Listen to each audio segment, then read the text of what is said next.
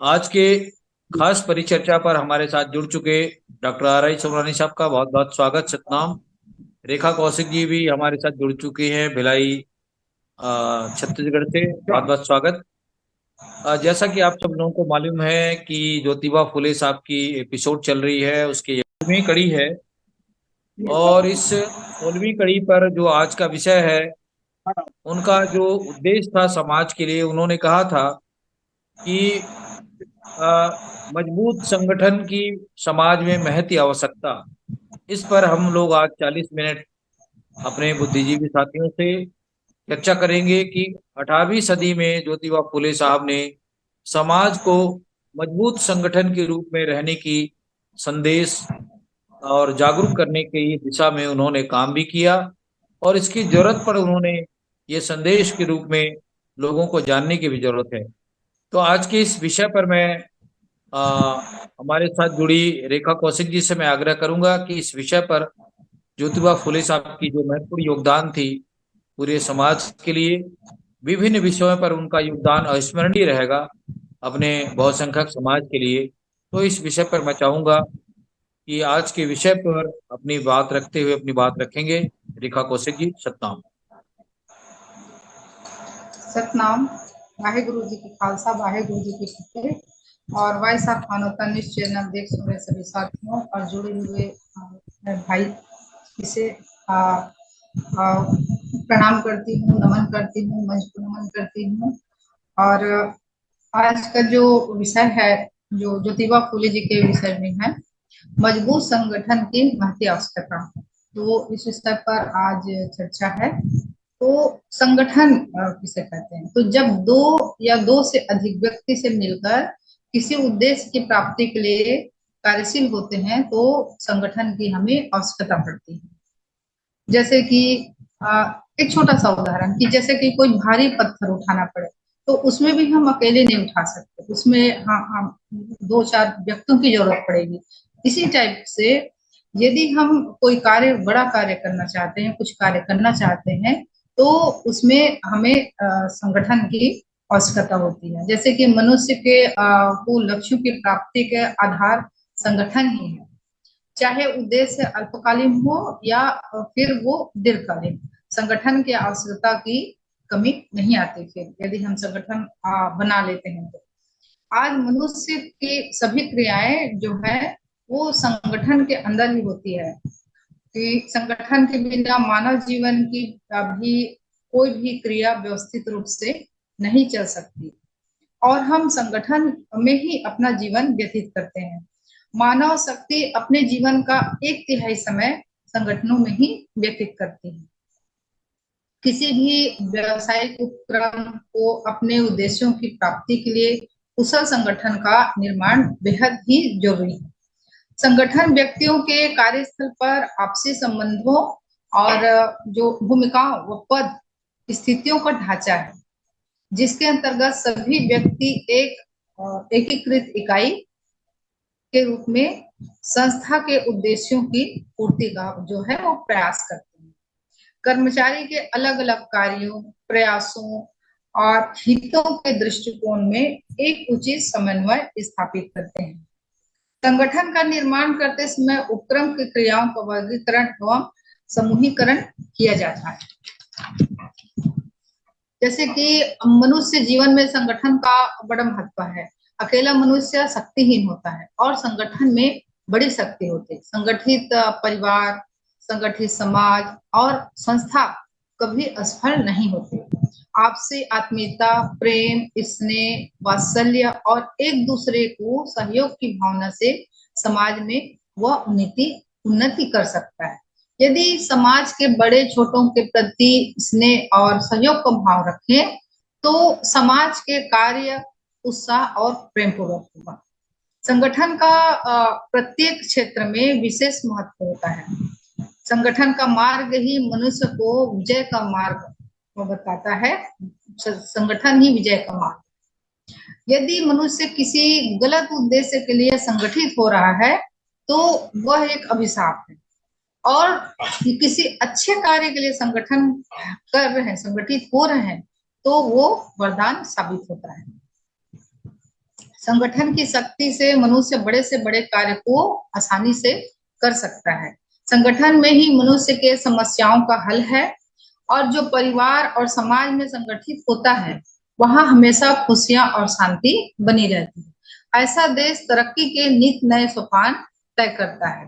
संगठन कई तरह के होते हैं, जैसे कि सामाजिक संगठन, राजनीतिक संगठन, आर्थिक, सैनिक, व्यवसायिक और वैज्ञानिक। तो सामाजिक जो संगठन है, सभी धर्म ग्रंथ संगठन और एकता पर संदेश देते हैं। कोई भी धर्म आपस में बैर करना नहीं सिखाता। सभी धर्मों में कहा गया है कि मनुष्य एक दूसरे के साथ प्रेम पूर्वक व्यवहार करे। जब मनुष्य एक मत होकर कार्य करते हैं तो संपन्नता और प्रगति प्राप्त करता है।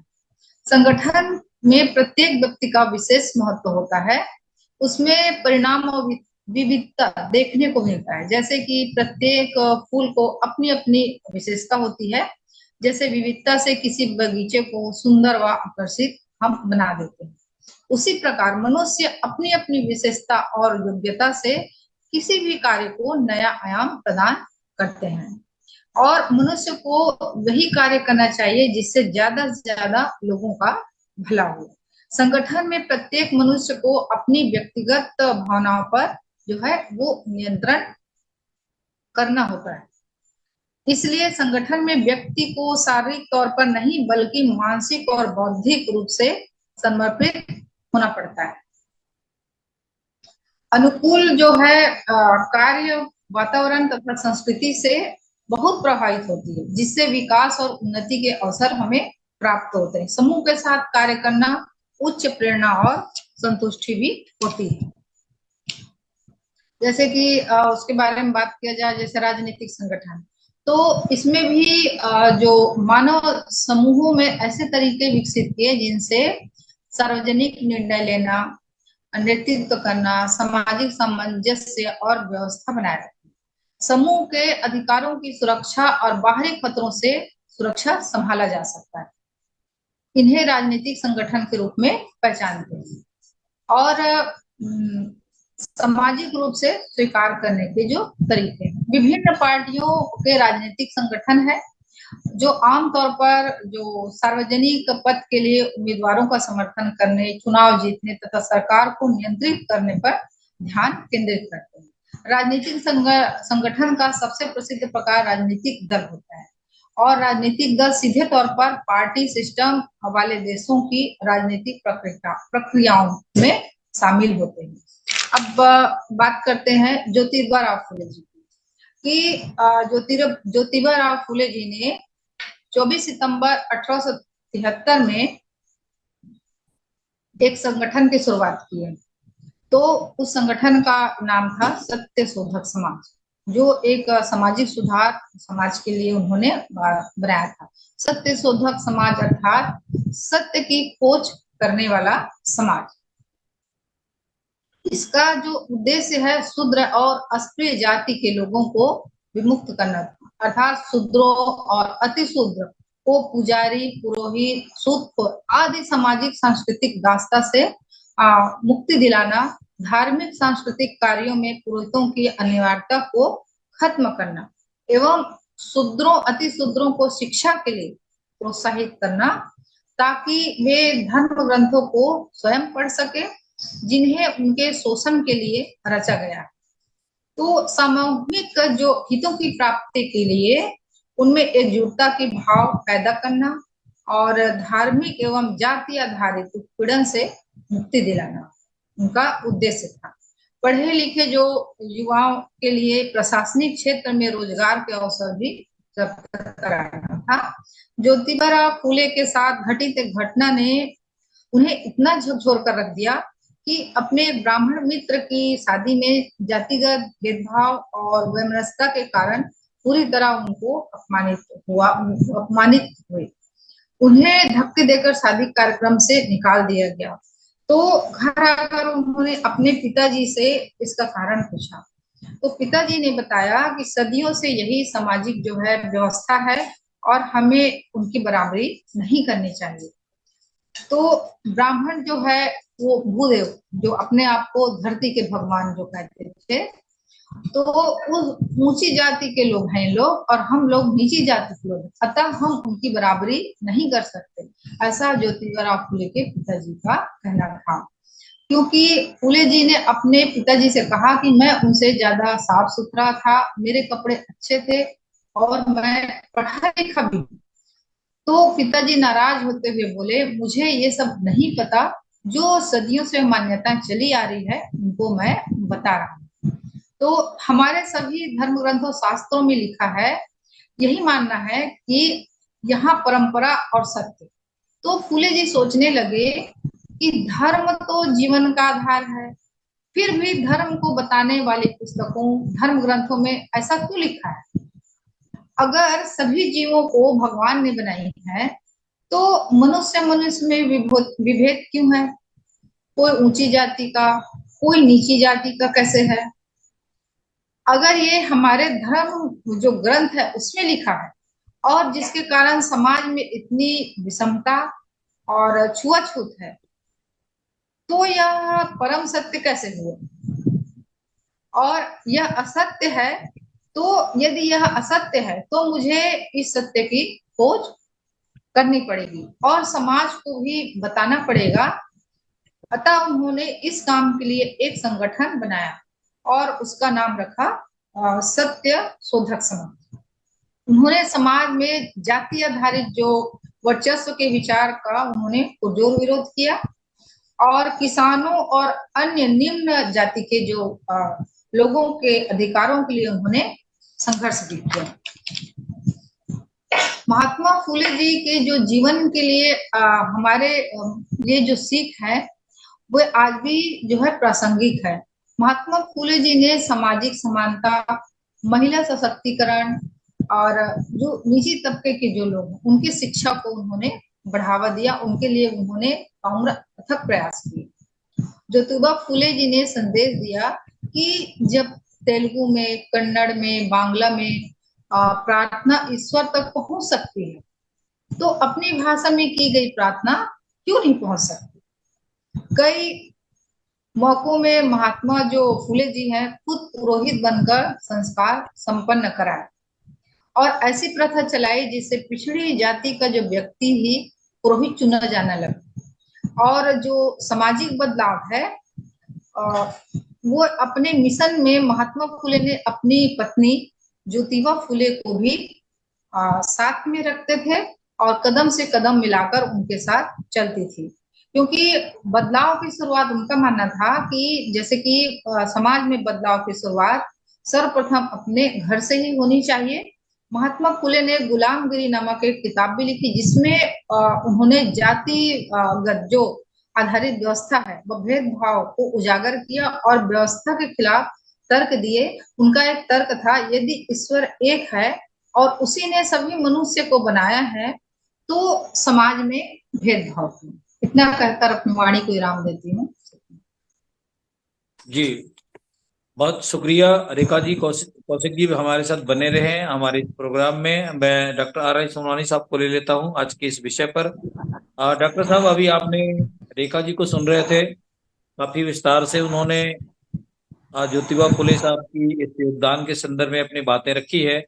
मैं चाहूंगा कि आप एक इतिहासकार भी हैं और लेखक भी हैं, तो मैं चाहूंगा कि इस विषय पर नव जागृति के रूप में आज भी ज्योतिबा फुले साहब की किताबों को ना तो स्कूलों में पढ़ाया जाता है और ना ही आज के युवा पीढ़ी को इसकी जानकारी है।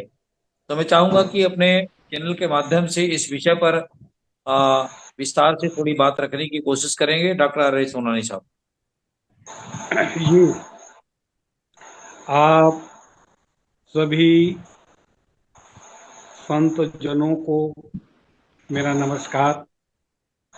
साहित्य नाम महात्मा ज्योति फुले जी का जो समय था वो बहुत ही एक अजीब तरह का समय था। अजीब तरह इसलिए कहा जाए कि अपने परिश्रम से या सत्य शोधक समाज के द्वारा या गुलामगिरी नामक पुस्तक के द्वारा जो कुछ भी उन्होंने सोचा, समझा, विचार किया, उसको उन्होंने कार्य रूप में परिणित करके दिखाया और एक बहुत बड़े समाज को, एक बहुत बड़े वर्ग को, जो भारतीय समाज के दलित, शोषित, पिछड़े वर्ग कहलाते थे, उनके सामने में जो अंधकार था, उस अंधकार को दूर करके उनके सामने प्रकाश फैलाया और एक जीवन का एक नया जो है राह बताया। यह बात सही है। उसके जमाने में उनको काफी इस क्षेत्र में सफलता मिली। वह समय भारतीयों के लिए दोहरा समय था। दोहरा समय, एक तो भारत के लोगों के द्वारा ही वो गुलाम थे और दूसरी तरफ विदेशी ताकतों के द्वारा भी भारतवासी गुलाम थे। ऐसी परिस्थिति में, ऐसी हालात में जो फूले जी ने किया, वो बहुत ही अनुकरणीय और सराहनीय रहा है। इसमें कोई दो मत नहीं है। परंतु अब हमें ये सोचना है कि क्या वर्तमान समय में, वर्तमान सदी में मजबूत सामाजिक संगठन की जरूरत है। हमें अभी अपने यथार्थ के जीवन पर निहारना पड़ेगा।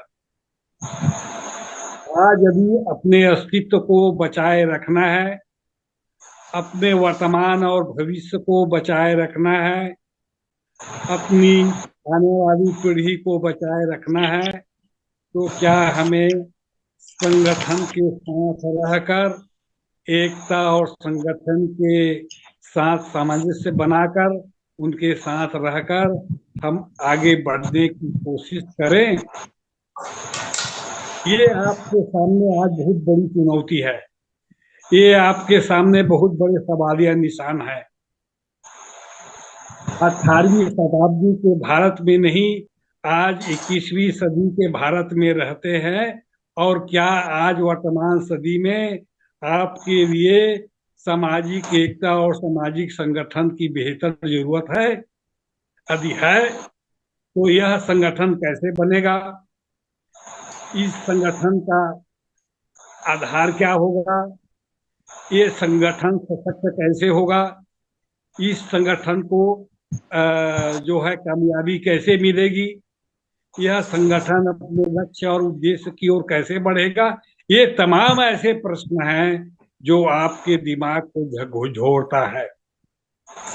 आज बिना नाम गिनाए, बिना नाम लिए भारत देश में कई ऐसे भी सामाजिक संगठन हैं, धार्मिक संगठन हैं, राजनीतिक संगठन हैं। परंतु इन राजनीतिक संगठनों से ज्यादा खतरनाक ये धार्मिक संगठन हो गए। और इन धार्मिक संगठनों के नाम भी जानते हैं। इसके नाम छुपाने की जरूरत नहीं है। चाहे भारत की आजादी का मसला हो, चाहे भारत की आजादी के बाद का मसला हो, चाहे वर्तमान परिवेश का मसला हो, ये संगठन आज एक के लिए अधिकारी और दूसरे के लिए जो है वो लाभकारी प्रतीत हो रहा है। जरा सोचिए, जरा गुनिए। ये जो खास करके मैं कहना चाहूंगा कि सामाजिक संगठन जो है वो आज के समय में एक वर्ग ऐसा है जिसका सामाजिक संगठन बहुत ही मजबूती के साथ तरक्की कर रहा है, और एक समाज ऐसा है जिसका सामाजिक संगठन जो है वो बिखरता जा रहा है, छितराते जा रहा है, असंगठित होते जा रहा है और टूटते जा रहा है। क्यों? आज 21वीं सदी के भारत में रहकर, 21वीं सदी की दुनिया में रहकर, क्या आप अपने संगठन को सहेज नहीं सकते? क्यों नहीं सहेज सकते? आज एक दूसरे जो संगठन वाले हैं, दूसरे जो लोग हैं, वो अपने संगठन को सहेज कर, ताकत देकर, मजबूती प्रदान करके आज शिखर तक पहुंचा रहे हैं।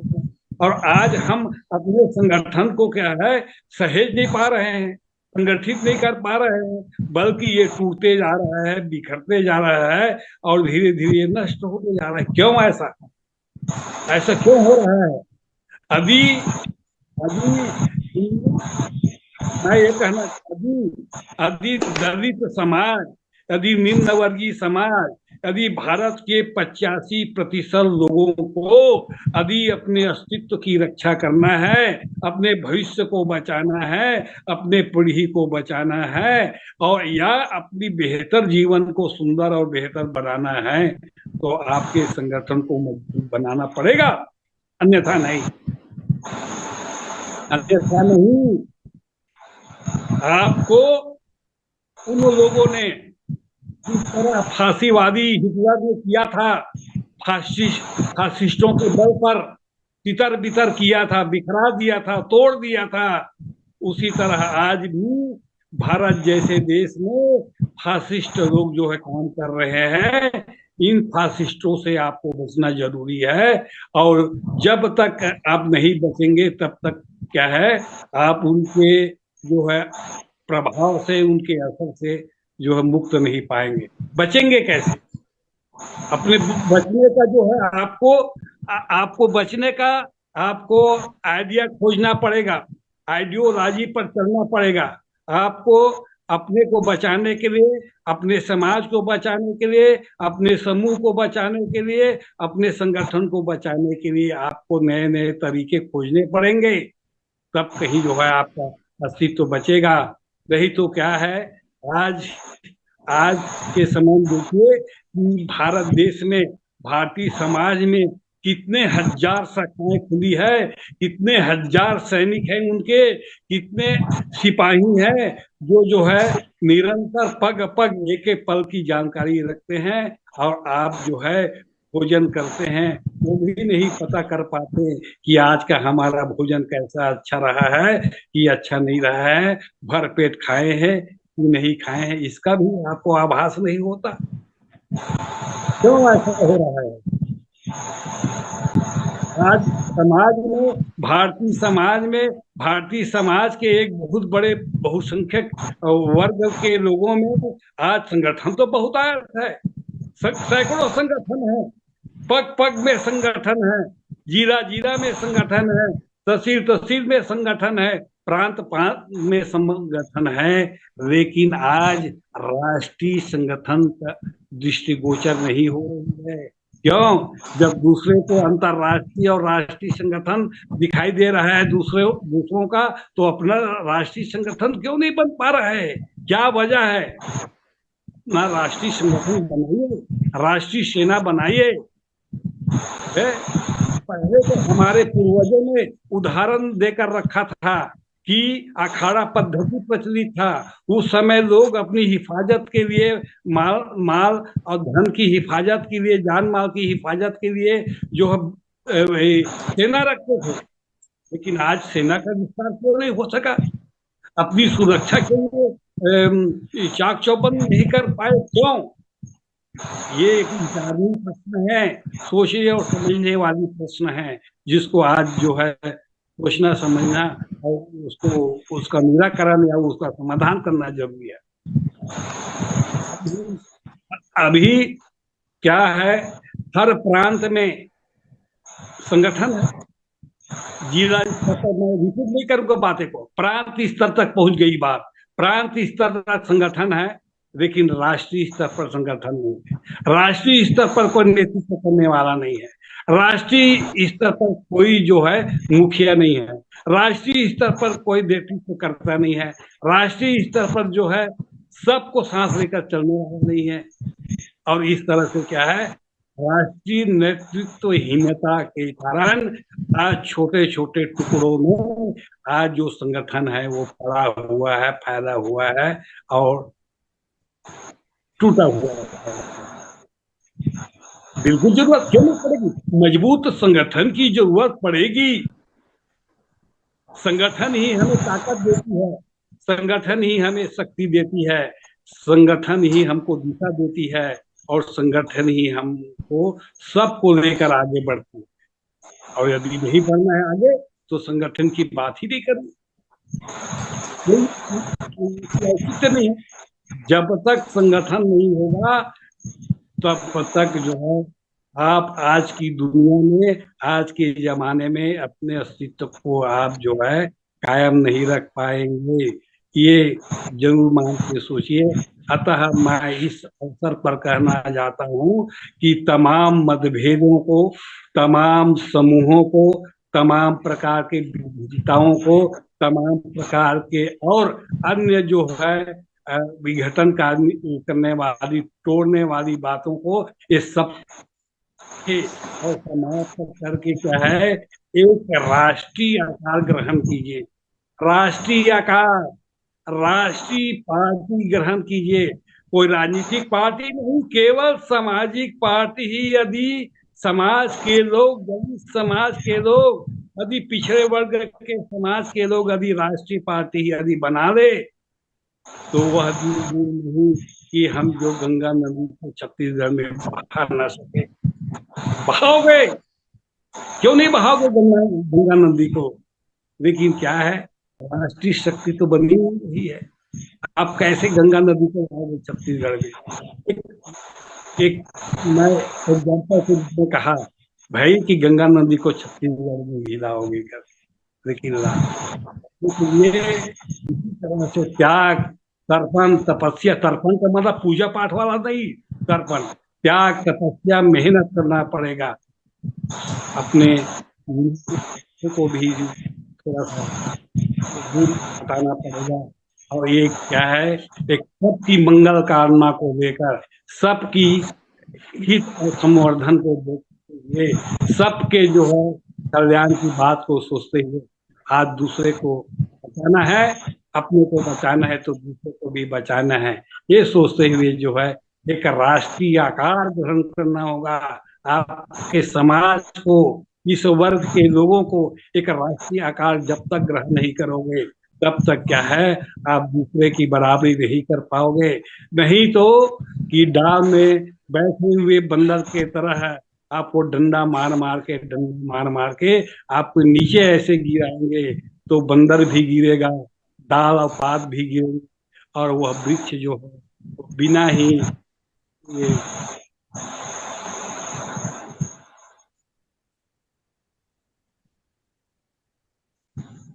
डॉक्टर साहब आपकी आवाज नहीं आ रही सर। हेलो, मुझे लगता है डॉक्टर साहब के नेटवर्क में कोई इशू है। मैं इस परिचर्चा को आगे बढ़ाते हुए फिर से रेखा जी के पास जाना चाहूंगा। सुनवानी साहब आपकी आवाज बंद हो गई थी। हेलो जी रेखा जी, हाँ आपकी आवाज बंद हो गई थी सर, हमारे साथ बने रहें, फिर आपके पास लौटेंगे। रेखा जी दोबारा जी।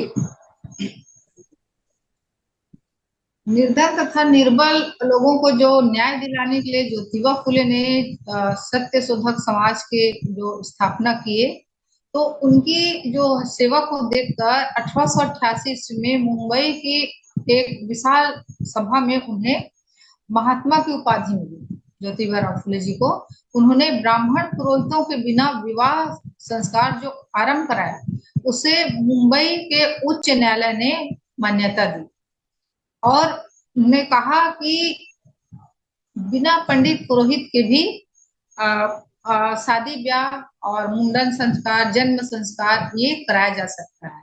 और इसी कड़ी में आगे मैं जोड़ना चाहूंगी कि छत्तीसगढ़ के जो महान संत हुए संत शिरोमणि घासीदास जी, तो 1756 में उसका जन्म हुआ था। तो उस टाइम भी उन्होंने बिना पंडित पुरोहित के जन्म मरण संस्कार और विवाह संस्कार उन्होंने संपन्न अपने समय में कराया। और एक सर्वधर्म को जाति को लेकर एक सतनामी जाति के एक स्थापना की उन्होंने। सतनामी जाति सतनाम पंथ की स्थापना की उन्होंने, और समाज को सिखाया कि सत्य से बड़ी कोई चीज नहीं है, सत्य ही सर्वोपरि है, और दुनिया में कोई छोटा बड़ा नहीं है, ऊंच नीच नहीं है, सभी बराबर है, सबको समानता का अधिकार है, सबको जीने का अधिकार है, कोई छोटा बड़ा नहीं है। इस तरह का बाबा जी ने मन के एक उन्होंने उस समय में संदेश दिया था। और उसी महापुरुष ने इसको आगे बढ़ाते हुए ज्योतिबा फुले जी ने भी उस पर समाज पर उसी ऊपर उन्होंने कार्य किया। तो वे बाल विवाह के जो विरोधी थे और विधवा विवाह के वे समर्थक थे।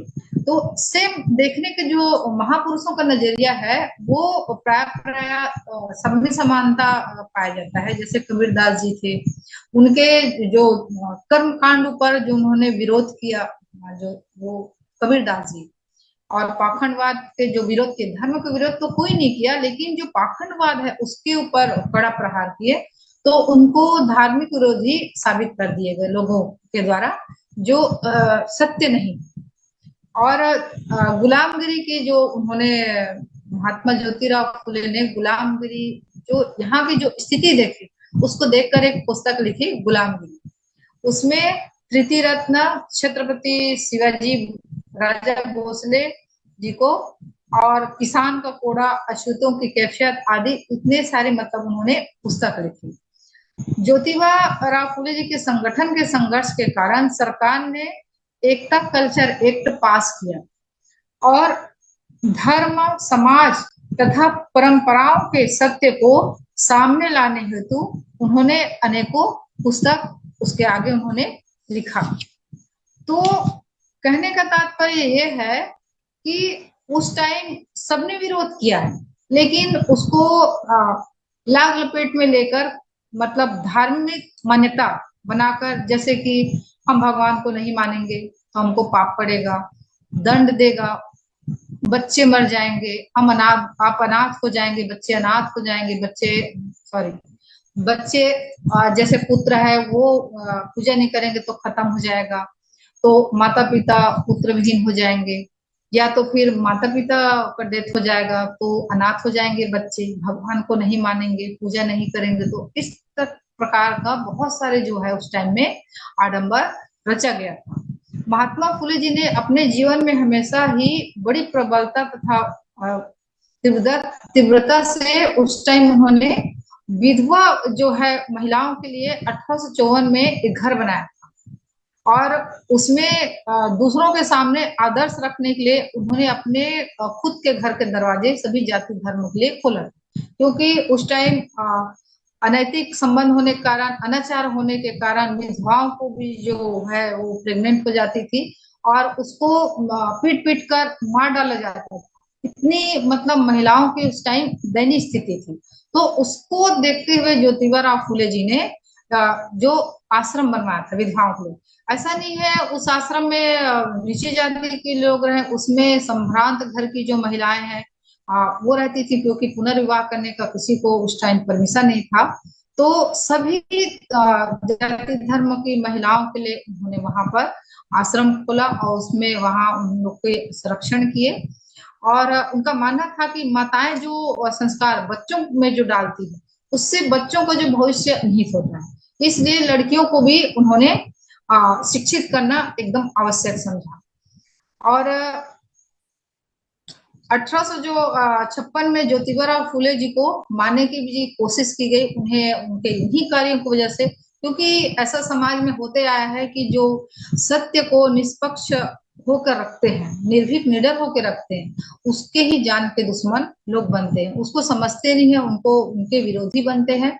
और इसी कड़ी में उसको भी मारने के लिए कुछ लोगों को भेजा गया था, जिसमें वो सफल नहीं हुए और उन्होंने अपने जीवन पर्यंत अच्छे कार्य करते रहे, लोगों के लिए वे लड़ते रहे। इतना कहकर वाणी को राम देती हूँ। बहुत शुक्रिया रेखा जी। मैं डॉक्टर साहब के पास फिर से जाना चाहूंगा। डॉक्टर साहब, हमारे पास समय है 10 मिनट का। इस समय का फिर से उपयोग करते हुए मैं चाहूंगा कि इस विषय पर अपनी बात दोबारा रखें। हाँ जी। हेलो। जी। आवाज आ रही है? जी, आपकी आवाज आ रही है सर, अभी ठीक है। हाँ। मैं एक बार फिर से यहाँ पर कहना चाहूँगा कि महात्मा ज्योति फुले जी ने अपने अच्छे कर्मों से, अपने ज्ञान बुद्धि विवेक से जो भी अपने युग में, अपने जमाने में जो काम किया,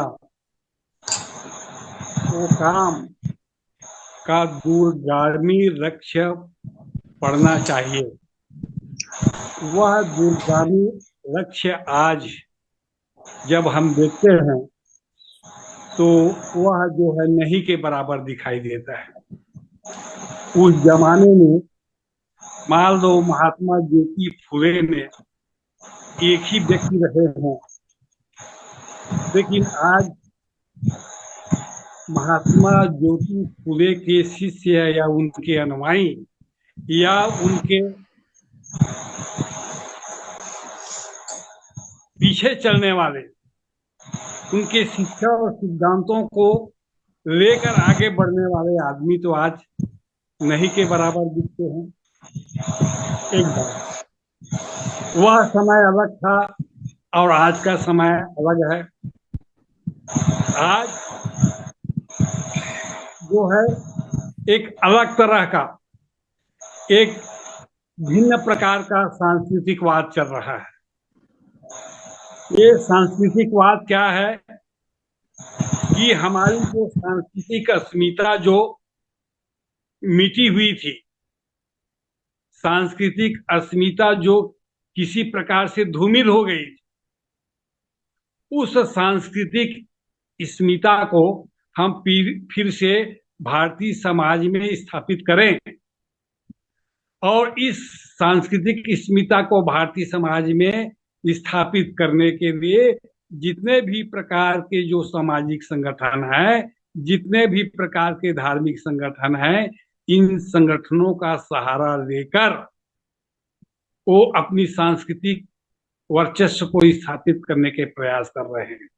परंतु ठीक हम दूसरी तरफ देखते हैं, ठीक हम इसके उल्टे देखते हैं या हम दूसरी दिशा में देखते हैं, तो हम दूसरी दिशा में इस तरह की अपनी नजर फैलाते हैं तो इस तरह की जो है लोगों में एक उत्कंठा, एक चेष्टा, एक निर्णय, एक समर्पण, एक त्याग, एक जो है सेवा की भावना नहीं दिखता।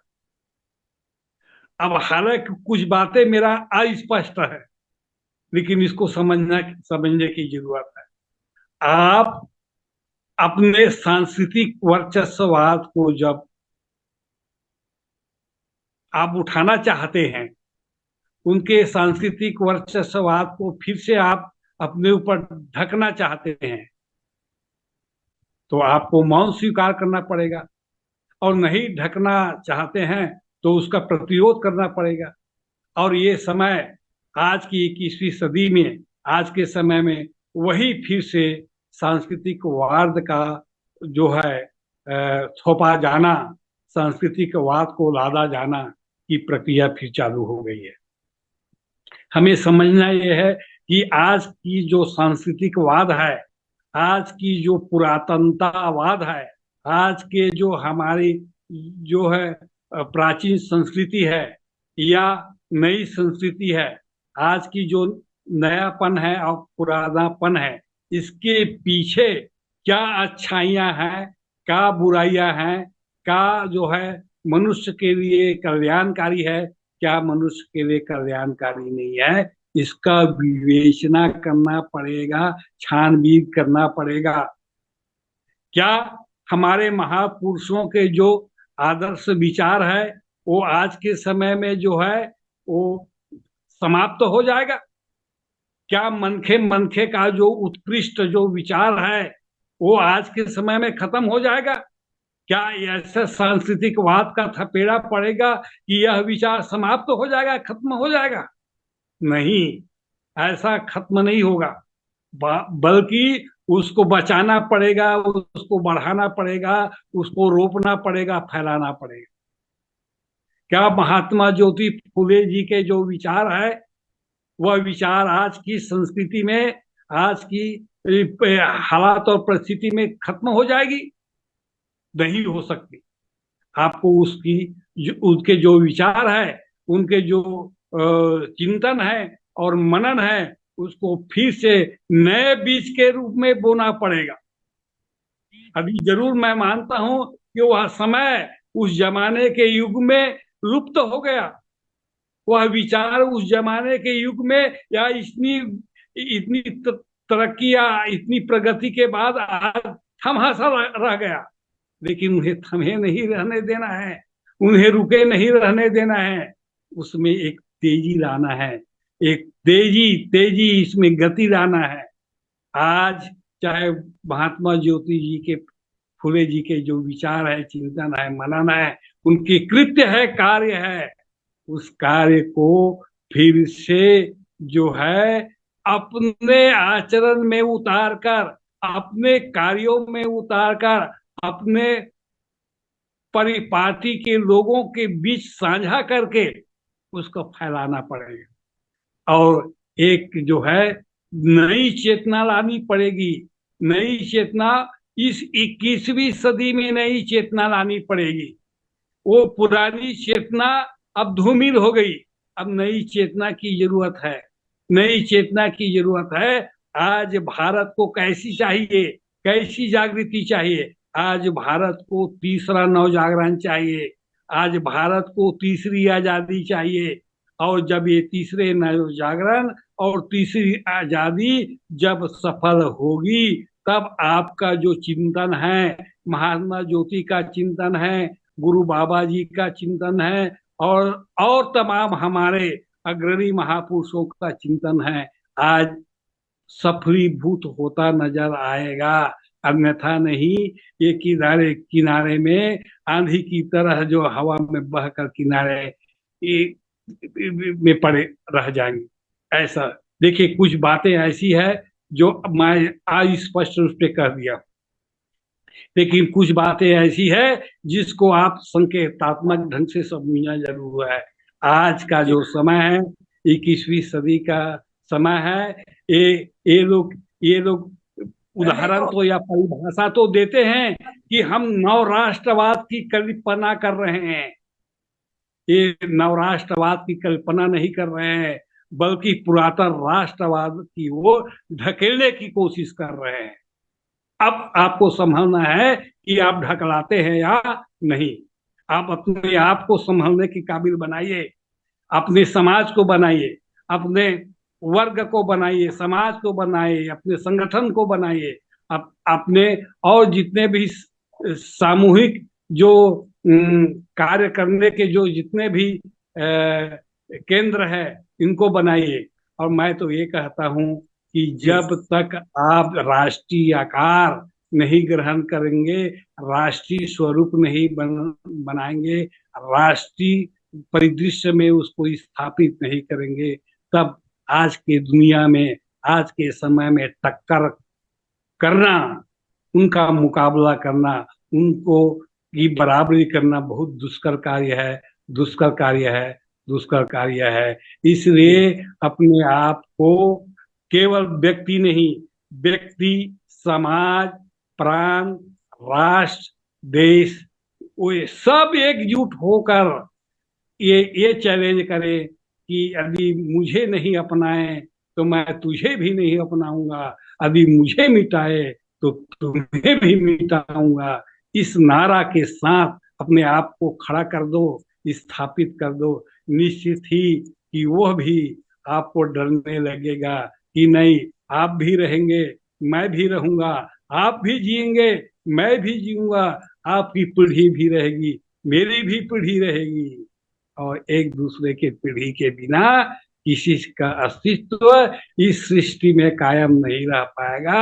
ऐसा दृढ़ प्रतिज्ञा के साथ, दृढ़ संकल्प के साथ, दृढ़ प्रण के साथ यदि मान हो जाए, कदम पे कदम, हाथ पे हाथ बढ़ाते हुए, मिलाते हुए, आप कंधे पे कंधे और एक दूसरे के प्रेम बांटते और भाईचारा बांटते हुए जब उस शिखर को प्राप्त करेंगे तो निश्चय ही उस शिखर में एक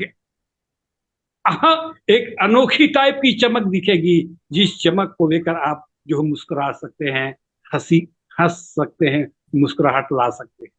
मैं जी अब इतनी जी, बात कहूंगा, मेरी बात को यही समाप्त करता बहुत हूँ। बहुत शुक्रिया, आप सबको बहुत शुक्रिया, सादर धन्यवाद। बहुत शुक्रिया डॉक्टर आर आई सोनवानी साहब। आज के ज्योतिबा फुले साहब की मजबूत संगठन की महती आवश्यकता पर विस्तार से बातें हुई है। हमारे इस 16वीं कड़ी में जो हमारे बीच में जुड़े डॉक्टर सोनवानी साहब का और रेखा जी ने काफी विस्तार से लोगों के बीच में अपनी बात रखने की कोशिश की है। तो आज के इस कार्यक्रम को देख सुन रहे दर्शकों से गुजारिश करूंगा कि हमारे ये एपिसोड आपको अगर लाइक पसंद आता है तो आप लाइक करें, शेयर करें, कमेंट करें और अपनी प्रतिक्रियाओं से हमें अवगत कराएं। और इस कार्यक्रम के प्रायोजक मेघराज सिंह जी का, कृपाल सिंह जी का, जसवीर भाटिया साहब का हम धन्यवाद करते हैं कि इस कार्यक्रम को समय निर्धारित करने में उनका योगदान है। और वॉइस ऑफ मानवता चैनल की फेसबुक लाइव पर अभी आप देख रहे हैं और बाद में ये यूट्यूब चैनल पे चला जाएगा। तो मैं आज के इस कार्यक्रम को समाप्त करने से पहले दर्शकों से और आज के हमारे खास मेहमानों का मैं बहुत बहुत दोबारा धन्यवाद करता हूँ, सोनवानी साहब का और रेखा जी का। आज का ये गूगल मीट हमारे लिए ऐतिहासिक साबित होगा। इन्हीं शब्दों के साथ सतनाम जोहर, सत श्री अकाल, वाहेगुरु जी का खालसा, वाहेगुरु जी की फतेह। शुक्रिया, धन्यवाद।